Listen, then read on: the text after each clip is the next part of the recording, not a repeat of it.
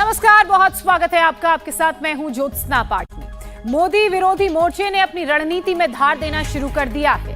विपक्षी मोदी को रोकने का हर प्लान बना रहे हैं, तो उधर नरेंद्र मोदी इनकी एक एक चाल पर नजर रखे हुए हैं। नरेंद्र मोदी अमित शाह और जेपी नड्डा के साथ कई मीटिंग कर चुके हैं। आरएसएस के नेताओं से नरेंद्र मोदी ने फीडबैक लिया।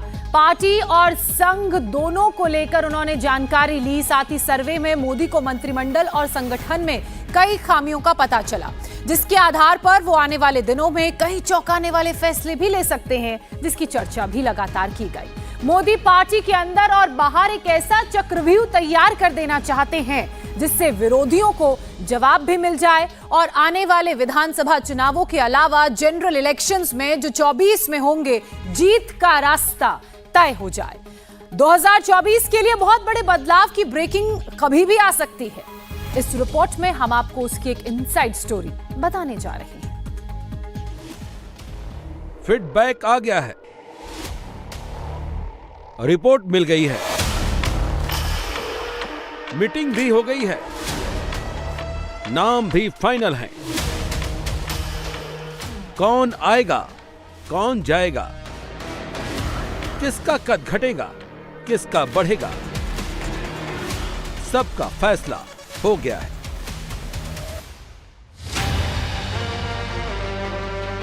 प्रधानमंत्री आने वाले विधानसभा चुनाव और लोकसभा चुनाव को लेकर बहुत सीरियस हैं। कर्नाटक चुनाव के नतीजे के बाद मोदी सतर्क हैं, कोई भी चूक नहीं करना चाहते। कैसे 300 का लक्ष्य 24 में पार करना है, कैसे मध्य प्रदेश, छत्तीसगढ़, राजस्थान, तेलंगाना में चुनाव लड़ना है, सब पर डिसीजन मेकिंग प्रोसेस शुरू कर दिया है। अगले साल लोकसभा चुनाव होने हैं और इस साल 4 राज्यों के और विधानसभा चुनाव हैं। ऐसे में पीएम मोदी कोई कोर कसर बाकी नहीं छोड़ना चाहते और सब कुछ एक तरह से अपने कमांड में ले लिया है। दरअसल कर्नाटक चुनाव के नतीजों ने बीजेपी को यह सोचने पर मजबूर कर दिया है कि कुछ बदलाव की जरूरत है। कर्नाटक बीजेपी के लिए दक्षिण का द्वार था, वहां पार्टी की हार हुई। इस हार से जहां उसके कार्यकर्ताओं में निराशा फैली, वहीं दूसरी तरफ कांग्रेस पार्टी जीती और उसके कार्यकर्ता अब ज्यादा उत्साहित नजर आ रहे हैं। राजस्थान, मध्य प्रदेश, तेलंगाना और छत्तीसगढ़, यहां से भी जो फीडबैक मिला है या इंटरनल सर्वे की जो रिपोर्ट आई है, उसके बाद भी बड़े बदलाव की जरूरत महसूस की जा रही है। प्रधानमंत्री मोदी लगातार बैठक कर रहे हैं। इसी सिलसिले में 28 जून को देर रात प्रधानमंत्री नरेंद्र मोदी ने गृह मंत्री अमित शाह, बीजेपी के राष्ट्रीय अध्यक्ष जेपी नड्डा के साथ बैठक की। प्रधानमंत्री आवास पर यह बैठक हुई। इसी जून में अमित शाह ने जेपी नड्डा, बीएल संतोष और आरएसएस के एक शीर्ष पदाधिकारी अरुण कुमार के साथ कम से कम 5 मैराथन बैठक की। 5 जून, 6 जून और 7 जून को इन नेताओं ने बीजेपी मुख्यालय पर लंबी बैठक कर पार्टी में बदलाव की रूपरेखा तैयार की थी। सारी मीटिंग 3 से 5 घंटे चली हैं। एक मीटिंग को छोड़ दें तो बाकी मीटिंग बीजेपी के एक्सटेंशन बिल्डिंग में हुई। ये जो कार्यालय है, इसको हम ऑफिस नहीं कहते हैं, इसको हम कार्यालय बोलते हैं। क्यों कार्यालय बोलते हैं? ऑफिस 10 बजे खुलता है, 5 बजे बंद हो जाता है, और कार्यालय 24 घंटा 24 आवर्स 7 डेज 365 डेज 24 घंटा 7 दिन 365 दिन ये खुला ही रहता है। इसके दरवाजे कभी बंद नहीं होते हैं। ये कार्यालय और ये संस्कार केंद्र, ये संस्कारों का केंद्र है। यहां हमको संस्कार मिलते हैं, पार्टी को आगे कैसे बढ़ाया जाए। अच्छा रिसर्च सेंटर खोलिए, रिसर्च कीजिए। ये कार्यकर्ताओं को संस्कार लगने चाहिए। हम सत्ता में गद्दी पर बैठने के लिए नहीं आए हैं, गद्दी पर बैठने के लिए नहीं, लोगों की सेवा करने के लिए आए हैं और तस्वीर और तकदीर बदलने के लिए। सारी मीटिंग का सिलसिला एक दूसरे से जुड़ा है। जो खबर आई है उसमें प्रधानमंत्री मोदी आने वाले दिनों में 3 बड़े बदलाव कर सकते हैं, जिसमें मंत्रिमंडल में चौंकाने वाला बदलाव हो सकता है। संगठन में भी बड़े उलटफेर की संभावना है। गठबंधन की नई रणनीति बना सकते हैं। प्रधानमंत्री मोदी की मीटिंग का पहला एजेंडा है सरकार में बदलाव, मंत्रिमंडल में बदलाव। लेकिन सवाल है कि इसकी जरूरत क्यों पड़ी? क्यों प्रधानमंत्री मंत्रिमंडल में बदलाव करना चाहते हैं? दरअसल प्रधानमंत्री ने संगठन को एक टास्क दिया था फीडबैक का। पब्लिक का फीडबैक पार्टी की तरफ से और आरएसएस दोनों की तरफ से लिया जाना था। दोनों तरफ से फीडबैक आ गया है। जिन मंत्रियों के परफॉर्मेंस अच्छे नहीं हैं, उनको हटाया जा सकता है और पॉलिटिकल सिनेरियो के हिसाब से कुछ लोगों की एंट्री कराई जा सकती है, जिसमें शिंदे गठबंधन को तवज्जो देते हुए मंत्रिमंडल में जगह मिल सकती है। यूपी के भी मंत्रियों को मोदी चौंका सकते हैं। बंगाल में कोई परिवर्तन नहीं किया जा रहा।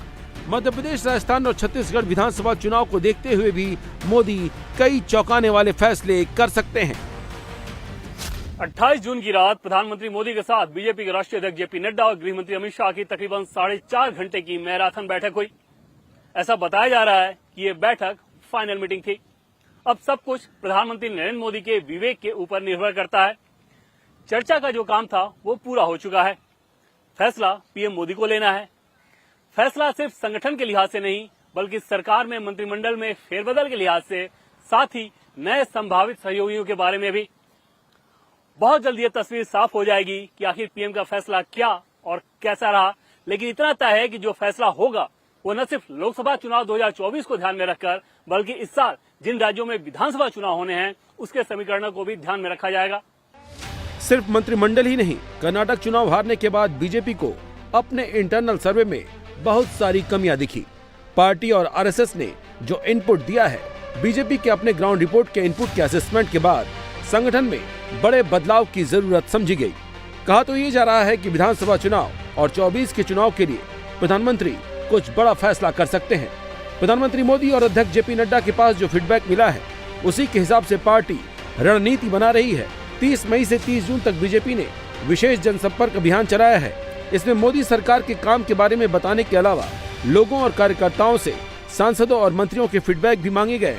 हर राज्य के प्रभारी एक एक सांसद से बात कर रहे हैं, लगातार फीडबैक ले रहे हैं और जो फीडबैक आ रहे हैं उस पर बीजेपी आगे की रणनीति बना रही है। 24 में अगर मोदी को वापसी करनी है तो कई स्तर पर बदलाव करने होंगे। इसमें संगठन में भी बड़े बदलाव की आवश्यकता जताई गई है। ये बात बीजेपी को पता है कि मोदी के खिलाफ एंटी इनकम्बेंसी नहीं है। जो कुछ है वो सांसदों और मंत्रियों के खिलाफ है। मोदी इसी को रूट आउट करने की कोशिश में है। इसीलिए संगठन में भी बड़ा बदलाव हो सकता है। पार्टी में कई नेताओं का भाग्य बदल सकता है, तो कुछ नेताओं को संगठन में भेजकर उन्हें चुनाव में पार्टी को मजबूत करने के लिए झोंका जा सकता है। पार्टी चुनावी राज्यों में बेहतर प्रदर्शन कर चुके कुछ नेताओं को चुनावी राज्यों में चुनाव प्रभारी के तौर पर नियुक्त कर सकती है। वहीं केंद्रीय मंत्री जैसे अनुराग ठाकुर, धर्मेंद्र प्रधान और भूपेंद्र यादव की जिम्मेदारियां बढ़ाई जा सकती हैं।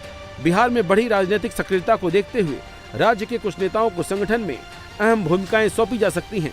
तेलंगाना में पार्टी अध्यक्ष बंडी संजय कुमार को लेकर कार्यकर्ताओं में काफी रोष था।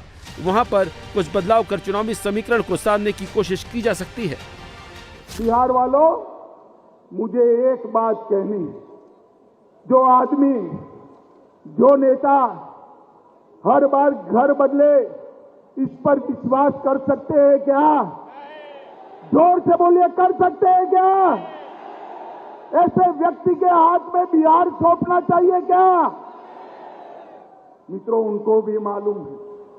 इसलिए आज कांग्रेस के घर पर जाकर चौखट पर बैठे हैं, फिर से देश के प्रधानमंत्री बनने के लिए।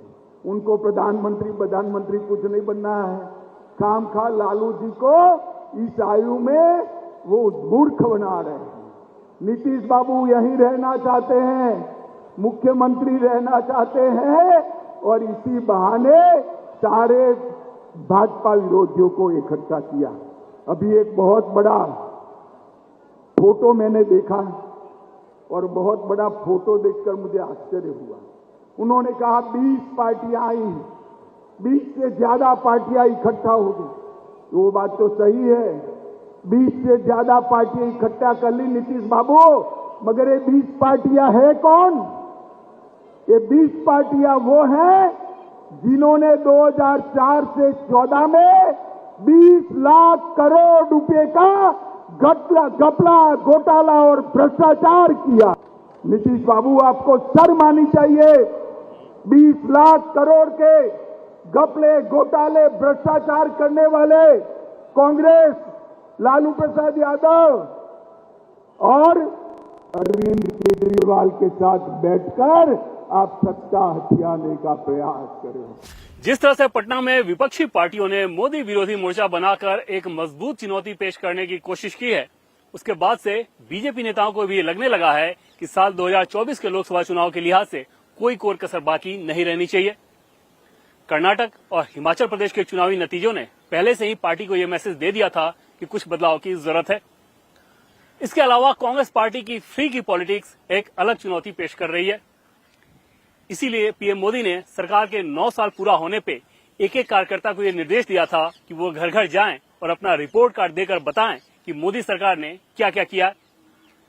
लेकिन साल 2024 के लोकसभा चुनाव के लिहाज से सिर्फ इतने से काम नहीं चलने वाला, उसके लिए और ताकत लगानी पड़ेगी और ताकत के लिए बदलाव की प्रक्रिया अपनाई जा रही है। 24 में दोबारा वापसी और आने वाले विधानसभा चुनाव नरेंद्र मोदी के लिए बड़ी चुनौती हैं। मोदी चुनाव से पहले ही उन सभी चुनौतियों से मुक्ति पा लेना चाहते हैं और साथ ही बैकअप भी मजबूत चाहते हैं। इसीलिए मोदी तीसरे एजेंडे पर भी फैसला ले सकते हैं। गठबंधन को लेकर बीजेपी नई रणनीति बना सकती है। मोदी बिहार को लेकर अग्रेसिव रणनीति में है। नीतीश कुमार ने पटना से ही मोदी के खिलाफ बिगुल फूका है, इसीलिए बिहार में मोदी की खास नजर है। बिहार में जीतन राम मांझी के साथ समझौता किया गया। एलजेपी के दोनों खेमों को सेट करना है। चिराग पासवान को भी सेट किया जा सकता है। उपेंद्र कुशवाहा की बीजेपी से नजदीकी की खबरें किसी से छिपी नहीं है। साउथ में टीडीपी से भी बात चल रही है। पंजाब में अकाली दल से गठबंधन के संकेत दिए गए हैं। यूपी में ओम प्रकाश राजभर के साथ दोस्ती की तस्वीरें भी आ चुकी हैं। चाहे मंत्रिमंडल विस्तार हो, संगठन में बदलाव या फिर गठबंधन के लिए नए सहयोगियों की तलाश, बीजेपी और संघ परिवार का शीर्ष नेतृत्व लगातार इस पर मंथन कर रहा है और अब बातचीत निर्णायक की स्थिति में आ चुकी है। बहुत जल्द फैसलों का भी ऐलान हो जाएगा। इसके अलावा बीजेपी के राष्ट्रीय अध्यक्ष जेपी नड्डा संगठन को चुस्त दुरुस्त करने में लगे हुए हैं। पूरे देश को क्षेत्र के आधार पर बांटा गया है। पूर्वी क्षेत्र, दक्षिण क्षेत्र, उत्तर क्षेत्र, इस तरह से रीजन बनाकर कंस्टिट्यूएंसी पे फोकस किया जा रहा है। 6, 7 और 8 जुलाई को बीजेपी के राष्ट्रीय अध्यक्ष जेपी नड्डा इन जोन के प्रभारियों अध्यक्ष के साथ मुलाकात करके पार्टी की तैयारियों को और धार देने की कोशिश करेंगे। इंडिया टीवी हर वक्त हर जगह डाउनलोड करने के लिए सर्च करें India TV news Google play store या ऐप स्टोर पर।